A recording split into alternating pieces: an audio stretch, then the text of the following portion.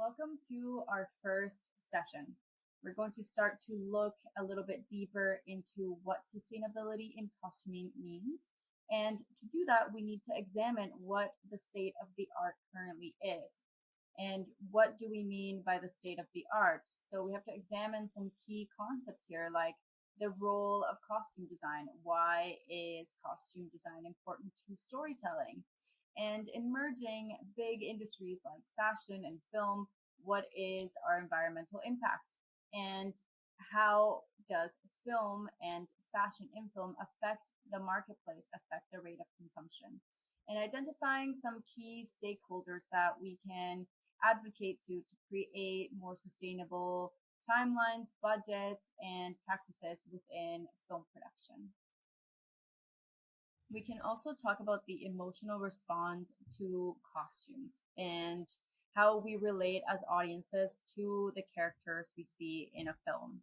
And this is done by creating dimensionality, creating a backstory through clothes for each character. And we as an audience can relate to certain characters and their place in their community and their place in their universe. And that's why clothes and fashion transcend film. That's why often like really iconic costumes end up on the runway. And this is how we influence marketplace. So these are just some images of some really iconic fashion films. And I just wanted to touch upon the market influence aspect of costume design, which is maybe something that is not immediately linked when we're thinking about sustainability and costuming, but it's inherently related. And film is a medium, as we said, that is easily accessible for most people. And fashion expressed through characters in their on-screen clothing can make audiences feel represented and in turn drive consumer choices. So this is how we link it back to the market. I just wanted to touch upon this as a small case study. It's Cher's iconic plaid suit, and we've seen this in the movie Clueless, and it keeps getting remade and remade season after season on the runway. There's always a new take upon this classic ensemble. So you can examine some facts about our rate of consumption in the fashion industry and how this relates to film.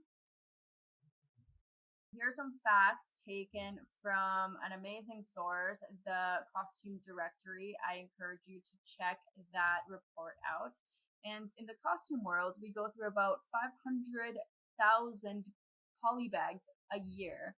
So all those bags that we wrap all of our clothing in and ship all of the costumes to set back and forth and then discard them because they have a little hole from a safety pin. Big deal. In the fashion world, it's about 180 billion poly bags globally. And just here, some textile waste facts from Waste Reduction Week in Canada. 1 trillion kilowatt hours are used every year by the global textiles industry. That equals 10% of the global total carbon impact globally. North Americans send about 10 million tons of clothing to landfill per year, 95% of which could be reused or recycled. And then lastly, the World Bank estimates that textile dyeing and treatment contributes to about 17 to 20% of our total industrial water pollution. I would say it's a very small number of costume dyers and breakdown artists who use natural dyes in their practice. With all of that in mind, who are the key stakeholders? Who do we need to approach to create more sustainable practices and guidelines? Studios and producers are big stakeholders. Film and fashion are both money-making businesses. They make billions of dollars a year in profits, and to them, budgets and timelines matter. This is a guideline here that I find really interesting because it was actually put out by Universal Studios. and it's minimum sustainability standard practices that is required for the costuming department. It's a very concise guideline tackling waste or pollution within our department. And a few other resources I want to highlight here. I am in the region of Toronto, Ontario. So I just put their logo up here. And what I want to represent by that is your local government.